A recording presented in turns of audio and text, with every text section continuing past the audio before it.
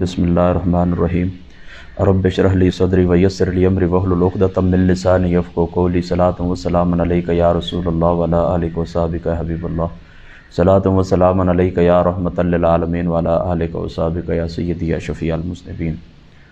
آج ہماری جو درس قرآن کی مجلس ہے یہ 13ویں مجلس ہے اور آیت نمبر 71 تک ہمارا درس مکمل ہو چکا تھا۔ یہاں پر 8واں رکوع بھی مکمل ہو چکا تھا اور آج انشاءاللہ تعالی ہم آیت نمبر 72 سے اپنی گفتگو کا آغاز کریں گے۔ میں شروع کے اندر یہ آپ کو بتا دوں کہ میری طبیعت ٹھیک نہیں ہے۔ بہرحال ہماری جو ایک روٹین ہوتی ہے، ایک جس طریقے سے ہم روٹین کے اوپر معمول کے اوپر جا رہے ہیں، تو میں یہ چاہتا ہوں کہ ہمارا یہ جو معمول ہے یہ معمول خراب نہ ہو۔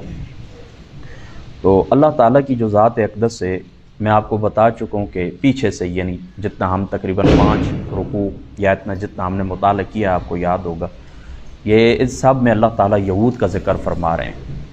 یہود کی جو نافرمانیاں تھیں، اللہ تعالیٰ کی جو ذات مقدسہ ہے اس کے ساتھ ان یہودیوں کی جو نافرمانیاں تھیں، اسی طریقے سے اللہ تعالیٰ کی ذات اقدس کے ساتھ انہوں نے جو بے وفائیاں کی ہیں، تو پھر اللہ تعالیٰ کا کیا غضب ان کے اوپر نازل ہوا ہے، یہ ہم آپ سماعت فرما رہے تھے، اس کا ذکر اللہ تعالیٰ فرما رہے ہیں۔ اب یہ جو رکوع ہے، اس رکوع کے اندر بھی ان کے جو پڑھے لکھے لوگ ہیں، ان کے جو منافق لوگ ہیں، اسی طریقے سے ان کے جو جاہل لوگ ہیں، یعنی ایک ہے نا پڑھے لکھے لوگ ان کی منافقت، اس کو بھی اللہ تعالیٰ کی ذات پاک نے بیان کی ہے، اور ایک ان کو جو جاہل لوگ ہیں ان کی منافقت کو بھی اور ان کا جو طور طریقہ ہے اس کو بھی اللہ تعالیٰ کی ذات اقدس نے بیان کیا ہے۔ دیکھیں اللہ تعالیٰ فرماتا ہے وَإِذْ قَتَلْتُمْ نَفْسًا فَادَّارَأْتُمْ فِيهَا وَاللَّهُ مُخْرِجٌ مَا كُنْتُمْ تَكْتُمُونَ، اور یاد کرو جب قتل کر ڈالا تھا تم نے ایک شخص کو، پھر ایک دوسرے کے اوپر قتل کا الزام لگاتے تھے، اور اللہ ظاہر کرنے والا تھا جو تم چھپا رہے تھے۔ یہ وہی عامل نامی شخص تھا جس کا ذکر میں آپ کو پہلے کر چکا ہوں کہ اس کے چچا زاد بھائی نے اس کو قتل کیا، پھر حضرت موسیٰ علیہ السلام کی بارگاہ پاک کے اندر آ کر خود ہی دعوے دار بننے لگے کہ بتائیں کس کو قتل کیا۔ پھر اللہ تعالیٰ نے ان کو گائے ذبح کرنے کو حکم دیا، پھر جس فقیر بندے کی وہ گائے تھی وہ صفات ان کے اندر پائی جاتی تھی، پھر اس کو ذبح کیا گیا قیمتاً خرید کر، اور بہت بڑی قیمت کی گئی۔ میں آپ کو پچھلی نشست کے اندر یہ ساری بات تفصیل سے بتا چکا ہوں۔ فَقُلْ نَضْرِبُوهُ بِبَعْضِهَا، پھر اللہ تعالیٰ فرماتے کہ تو ہم نے فرمایا مارو اس مقتول کو گائے کے کسی ٹکڑے سے، یعنی اس گائے کو ذبح کرو، پھر اس گائے کے گوشت کا کوئی ٹکڑا بھی لے لو، تو پھر اس طرح کرو کہ مارو کہ اس کو مقتول کو، جو بندہ ہے نا اس کی لاش کے اوپر جا کر رکھ دیں، اس کو وہ گوشت کا ایسا ماریں وہ زندہ ہو جائے گا۔ کذالک یحیی اللہ الموتى ویریکم آیاتہ لعلکم تعقلون، یوں زندہ کرتا ہے اللہ تعالیٰ مردوں کو اور دکھاتا ہے تمہیں اپنے قدرت کی نشانیاں شاید کہ تم سمجھ جاؤ۔ دیکھیں نا یہ اللہ تعالیٰ کی ذات اقدس جو منکر ہیں، جو عقیدہ آخرت کے اوپر ایمان نہیں رکھتے، جو زندگی کے اوپر ایمان نہیں رکھتے کہ ہم دنیا سے چلے جائیں گے پھر ریزہ ریزہ ہو جائیں گے، پھر اللہ تعالیٰ ہمیں کس طرح اٹھائے گا، تو یہ اللہ تعالیٰ کی ذات اقدس نے اس کا بیان بھی اس کے اندر فرما دیا کہ دیکھیں اس طرح اللہ تعالیٰ کی ذات اقدس تمہیں اپنی نشانیاں دکھاتا ہے تاکہ تمہیں عقل آئے اور تم عقیدہ رکھو، مضبوط عقیدہ رکھو کہ جس اللہ تعالیٰ کی ذات اقدس نے ہمیں پہلی دفعہ پیدا کی ہے، وہی اللہ تعالیٰ کی ذات اقدس ہمیں دوسری دفعہ پیدا کرنے کے اوپر قادر ہے۔ ثم قست قلوبکم من بعد ذلک فہی کالحجارۃ او اشد قسوہ، پھر سخت ہو گئے تمہارے دل یہ منظر دیکھنے کے بعد بھی، تو وہ پتھر کی طرح سخت بلکہ اس سے بھی زیادہ سخت۔ دیکھیں نا یہودیوں کے دل اللہ تعالیٰ کیا فرماتے ہیں کہ پتھر کی طرح سخت ہو گئے، پھر اس سے بھی زیادہ، یعنی پتھر کے اندر جو ہے نا پھر آگے آ رہے وَإِنَّ مِنَ الْحِجَارَةِ لَمَا يَتَفَجَّرُ مِنْهُ الْأَنْهَارُ، کئی پتھر ایسے ہیں جن سے بے نکلتی ہے نہریں، یعنی پتھروں سے بھی تمہارے دل سخت ہیں۔ پتھروں کی تو یہ شان ہے کہ بعض پتھر ایسے ہوتے ہیں کہ جن سے نہریں نکل پڑتی ہیں، پانی کی نہریں نکل پڑتی ہیں۔ وَإِنَّ مِنْهَا لَمَا يَشَّقَّقُ فَيَخْرُجُ مِنْهُ الْمَاءُ، اور کئی ایسے بھی ہیں کہ جو پھٹتے ہیں تو ان سے پانی نکلتا ہے۔ کچھ پتھر ایسے ہیں کہ جن سے نہریں نکلتی ہیں، کچھ پتھر ایسے ہیں کہ جن سے پانی نکلتا ہے۔ وَإِنَّ مِنْهَا لَمَا يَهْبِطُ مِنْ خَشْيَةِ اللَّهِ، اور کئی ایسے ہیں جو اللہ تعالیٰ کے خوف سے گر پڑتے ہیں، یعنی تمہارے جو دل ہے نا، تمہارے جو قلوب ہیں یہودیوں کے، وہ تو ان پتھروں سے بھی زیادہ سخت ہیں کہ یہ ہدایت قبول نہیں کرتے، اللہ کی نشانیاں واضح طور کے اوپر دیکھتے ہیں پھر بھی اس نشانیوں سے سبق حاصل نہیں کرتے، ایمان نہیں لاتے، اللہ تعالیٰ کی قدرت کا اظہار نہیں کرتے، اپنا سر نہیں جھکاتے۔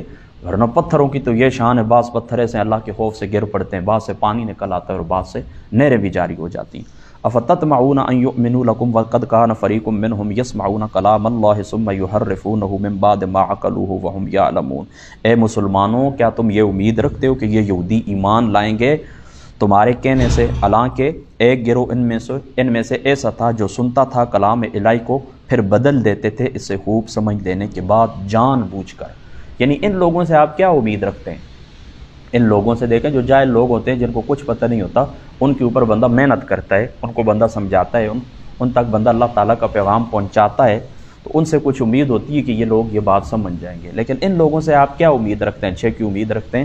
انہوں نے کیا کیا؟ انہوں نے تو کلام پاک کے اوپر، کلام پاک کو انہوں نے سنا ہے، کلام پاک کو انہوں نے سنا ہے، سننے کے بعد پھر اسے سمجھائے، من بعد ما عقلوا، خوب سمجھ لینے کے بعد کلام اللہ کو سنائیں، اور کلام اللہ کو سننے کے بعد اس کو دل کے اندر بھی بٹھایا ہے، اس کو عقلوں کے اندر بھی بٹھایا، خوب سمجھ گئے، پھر سمجھنے کے بعد ثم یحرفونہ من بعد ما عقلوا، پھر خوب سمجھ لینے کے بعد اس کے اندر انہوں نے تحریف کر ڈالی۔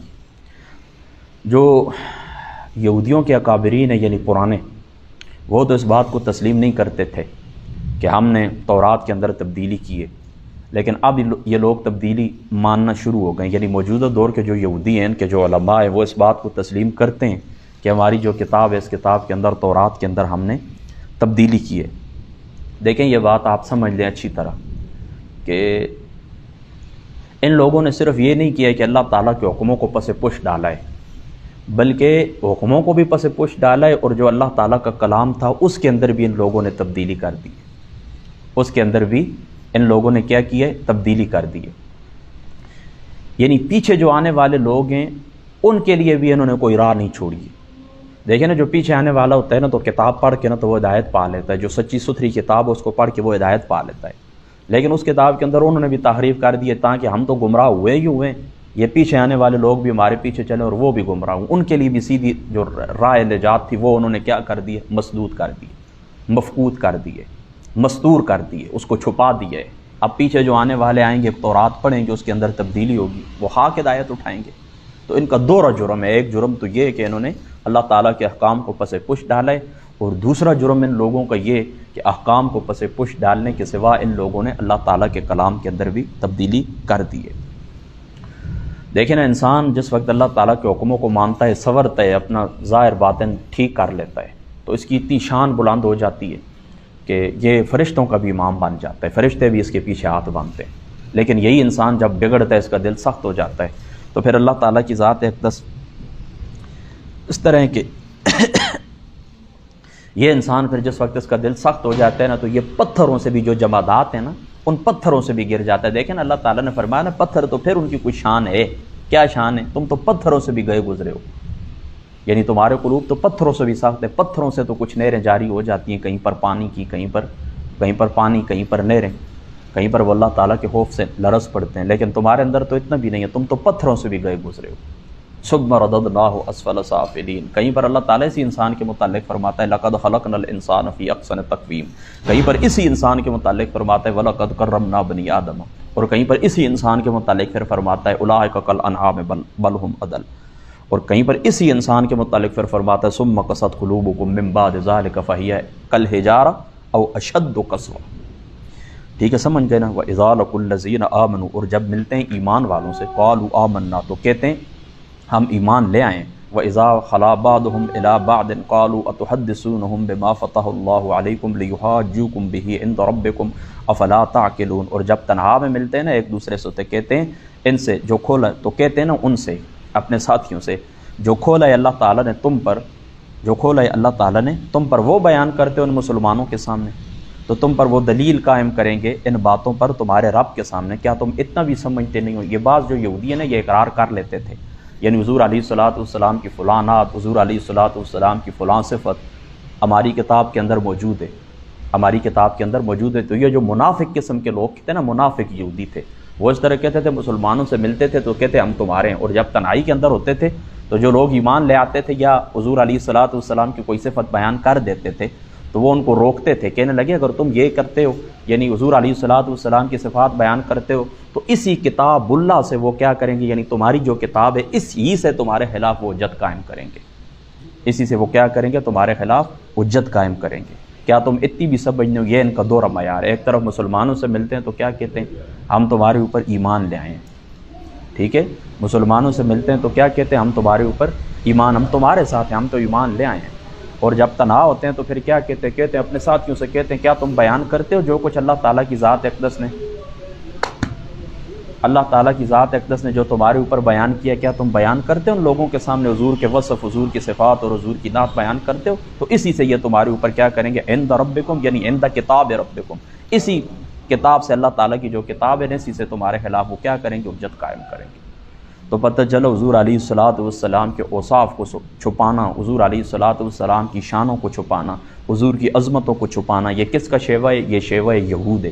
آج بھی جو لوگ حضور علیہ الصلوۃ کی نعت کو، حضور کے وصف کو، حضور کی صفات کو چھپاتے ہیں، ان کے اوپر ہاتھ رکھتے ہیں، کھول کر بیان نہیں کرتے، کسی بھی مجلس کے اندر ممبر ہو، درس و تدریس ہو، درس قرآن ہو، درس حدیث ہو، جہاں پر حضور کی عظمتوں کو بیان آتا ہے تو وہاں پر چھپ کر آگے نکل جاتے ہیں، اور جہاں پر اللہ تعالیٰ، یہاں پر حضور علیہ الصلوۃ کی جو شان مقدس ہے اس کے متعلق جس وقت وہ کرتے ہیں آگے نکل جاتے ہیں، تو پھر کیا ہوتا ہے کہ وہاں پر جو بات حضور کی بشریت کا جہاں پر ذکر ہوتا ہے، بشری اوصاف کا ذکر ہوتا ہے، تو ان کو خوب کھول کر بیان کرتے ہیں اور اپنے جیسا ثابت کرنے کی کوشش کرتے ہیں، اور جہاں پر حضور کی عزت کا ذکر ہوتا ہے، حضور کی عظمت کا ذکر ہوتا ہے، تو پھر وہ لوگ کیا کرتے ہیں؟ وہاں پر ہاتھ رکھ دیتے ہیں۔ تو یہ کس کا شیوہ ہے؟ یہ یہودیوں کا شیوہ ہے۔ مسلمان کی شان کیا ہے؟ مسلمان کی شان یہ کہ وہ حضور علیہ الصلوۃ کی عظمت کو، حضور علیہ الصلوۃ کی عزت کو، آپ کی شان کو، آپ کے اوصاف کو کھول کے بیان کرتا ہے۔ اولا یعلمون ان اللہ یعلم ما یسرون وما یعلنون، کیا وہ نہیں جانتے کہ اللہ جانتے ہیں جو چھپاتے ہیں وہ اللہ تعالیٰ جانتا ہے، اور جو وہ ظاہر کرتے ہیں۔ تم کوئی بات ظاہر کرتے وہ بھی اللہ تعالیٰ جانتا ہے، اور تم کوئی بات چھپاتے وہ بھی اللہ تعالیٰ جانتا ہے۔ ومنہم امیون، ان میں سے کچھ ان پڑھ قسم کے لوگ ہیں، یعنی پہلے منافقوں کا ذکر تھا جو عالم تھے، پڑھے لکھے لوگ تھے، اب ذکر آیا جاہل لوگوں کا۔ ومنہم امیون، اور ان میں سے کچھ جاہل ہیں، لا یعلمون الکتاب، وہ کتاب کو نہیں جانتے، الا امانیہ وانہم الا یظنون، کتاب کی بجز جھوٹی امیدوں کے، ٹھیک ہے، وہ کتاب کو نہیں جانتے لیکن جھوٹی امیدیں، یعنی ان کا کل سرمایہ کیا ہے؟ جھوٹی امیدیں، جھوٹے قسم کے، جس کو ہم اپنی زبان میں لارے کہتے ہیں، لارا لپا، بس جھوٹی قسم کی تمیں، جھوٹی قسم کے خواب، جھوٹی قسم کی تمنائیں، ان کا کل سرمایہ یہی ہے۔ وَإِنْهُمْ إِلَّا يَظُنُّونَ، وہ تو محض کیا کرتے ہیں؟ وہم اور گمان کرنے والے لوگ ہیں، ان کے پاس کچھ بھی نہیں ہے، جاہل ہے، کتاب کا علم نہیں ہے، بس جھوٹی امیدیں ہیں۔ یہ کون سے لوگ ہیں؟ اب دیکھیں نا، یہاں پر دو گروہوں کو بیان ہو گیا، ایک تو وہ جو منافقت کرتے ہیں، حضور کی عظمتوں کو چھپاتے ہیں، اور دوسری جاہل قسم کی یہودی ہیں، انہیں بس صرف جھوٹی امیدیں دلائی گئی ہیں، اور اسی جھوٹی امیدوں کے سارے وہ اپنی زندگی بسر کر رہے ہیں آنکھیں بند کر کے۔ فویل للذین یکتبون الکتاب بایدیہم، پس ہلاکت ہو ان کے لیے جو لکھتے ہیں کتاب خود اپنے ہاتھوں سے، ثم یقولون ھذہ من عند اللہ، پھر کہتے ہیں یہ اللہ تعالیٰ کی طرف سے، لیشتروا بہ ثمنا قلیلا، تاکہ اس کے بدلے تھوڑی قیمت حاصل کر لیں۔ فویل لہم مما کتبت ایدیہم وویل لہم مما یکسبون، تو اللہ تعالیٰ فرماتا ہے ہلاکت ہو ان کے لیے بوجہ اس کے جو لکھا ان کے ہاتھ نے، اور ہلاکت ہو ان کے لیے بوجہ اس کے جو مال وہ کماتے ہیں۔ یعنی یہودیوں کے اوپر جو ہلاکت ہے دو وجوہات کی بنا پر ہے، جو کچھ ہاتھ سے لکھتے ہیں یہ بھی سبب ہلاکت ہے، اور جو کچھ ہاتھ سے لکھ کر پھر تخریف کر کے کماتے ہیں مال، تو یہ مال جو کماتے ہیں تو یہ بھی سبب ہے ہلاکت کا، ٹھیک ہے۔ تو یہ لوگ کیا کرتے تھے؟ اللہ اکبر، اللہ تعالیٰ کے جو احکام ہیں تورات کے اندر موجود تھے، واضح طور پر ان کے اوپر تبدیلی کر دیتے تھے۔ اور آج بھی میں آپ کو پہلے بھی بتا چکا ہوں کہ حضور علیہ السلام کو وہ جو فرمان ہے کہ تم ضرور بے ضرور اس کے راستے کے اوپر، ان لوگوں کے راستے کے اوپر چلو گے، یہود کی روش کے اوپر تم چلو گے، تو آج بھی یہ لوگ موجود ہیں جو اللہ تعالیٰ کے قرآن کے اندر تحریف کرتے ہیں، یعنی تحریف لفظی کرنے کی کوشش تو کرتے ہیں لیکن کر نہیں سکتے، یعنی لفظوں کو بھی تبدیل کرنے کی کوشش کرتے ہیں، اور تحریف مانوی تو کرتے ہی کرتے ہیں، وہ اس کی تو ہزاروں مثالیں موجود ہیں، اور ہزاروں ایسے لوگ گزرے ہیں کہ جنہوں نے قرآن کے اندر تحریف مانوی کی ہے، قرآن کے جو معنی اور مفہوم ہوتے ہیں ان کو بدلنے کی کوشش کی ہے۔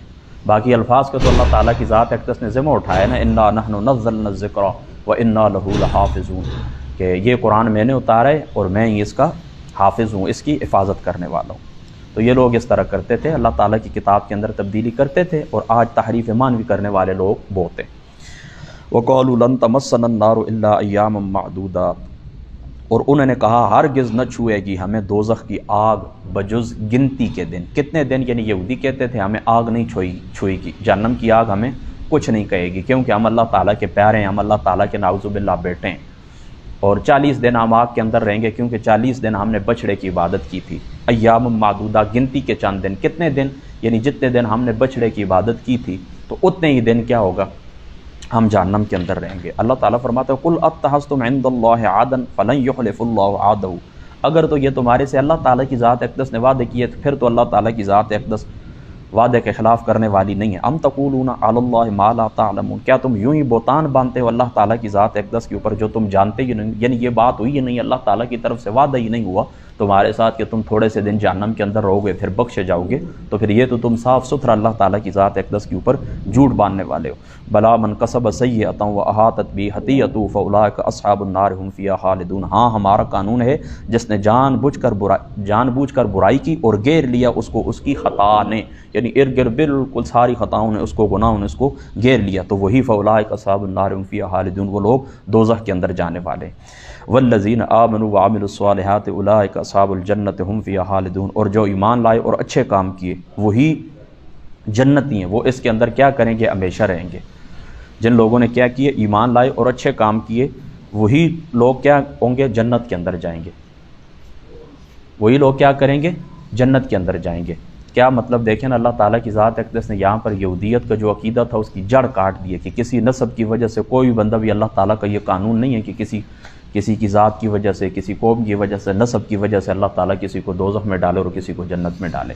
اللہ تعالیٰ کا قانون کیا ہے؟ اللہ تعالیٰ کا قانون یہ ہے کہ جو ایمان لائے اور عمل صالح کرے اس کے لیے جنت ہے، چاہے وہ بالکل بلیک اور کالے رنگ والے اور بالکل کمزور قسم کے لوگ کیوں نہ ہوں۔ اور جو لوگ گناہ کریں اور اللہ تعالیٰ کی ذات اقدس کی نافرمانیاں کریں تو وہ بہت گوری رنگت والے اور سفید لوگ ہی کیوں نہ ہوں اور بڑے عالی نسب ان کا کیوں نہ، وہ دوزخ کے اندر جائیں گے۔ یہ اللہ تعالیٰ کا قانون ہے۔ تو ذات، رنگ، قوم، نسل، اس کو اسلام نے مٹا دیا۔ پہلے انسانیت کی تقسیم اسی طرح تھی کہ وہ سفید ہیں، وہ بلیک ہیں، وہ برہمن ہیں، وہ جرمنی ہیں، وہ جرمن قوم ہیں۔ پہلے یعنی حضور علیہ الصلوۃ والسلام کی آمد سے قبل اسی طرح کا قانون تھا، انسانیت کی تقسیم اس طرح تھی۔